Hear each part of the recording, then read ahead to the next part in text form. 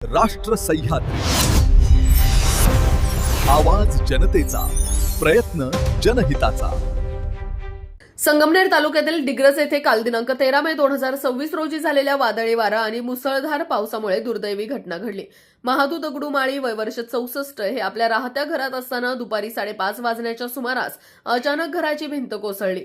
या दुर्घटनेत ते गंभीर जखमी झाले। घटनेनंतर त्यांना तातडीने पुढील उपचारासाठी घुलेवाडी येथील ग्रामीण रुग्णालयात दाखल करण्यात आले। मात्र उपचार सुरू असतानाच डॉक्टरांनी त्यांना मृत घोषित केले। मृत महादू माळी यांची आर्थिक परिस्थिती अत्यंत हलाखीची असल्याने शासनाकडून योग्य ती मदत मिळावी यासाठी महसूल विभागाकडून पंचनामा करण्यात आलाय। यावेळी अशोक खेमनर, रंगनाथ बिडगर, रामनाथ वरपे आणि शिवदास वाघ हे उपस्थित होते। मोठे बंधू श्री माधव दगडू माळी यांच्यावर ही निसर्गाचीच हानी म्हणलं तरी काय वावगं होणार नाही। निसर्गापुढे आपल्याला कोणाला जाता येत नाही। त्यांच्यावर घराची भिंत कोसळून त्याच्यामध्ये ते दाबले गेले, तरी त्यांना उपचारादरम्यान आम्ही दवाखान्यात उचललं गेलं। तिथे गेल्यानंतर उपचारादरम्यान त्यांना डॉक्टरांनी मृत घोषित केलं आणि सरकारने याच्याबद्दल याची दखल घ्यावी हीच आपण सर्वजण प्रार्थना करूया।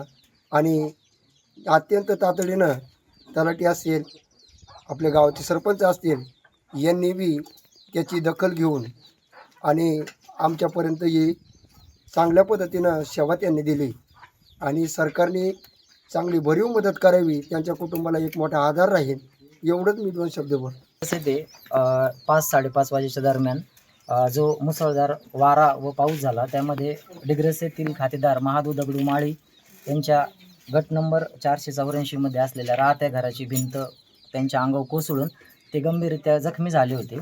त्यानंतर त्यांना पुढील उपचारासाठी घुलेवाडी ग्रामीण रुग्णालयात दाखल करण्यात आले।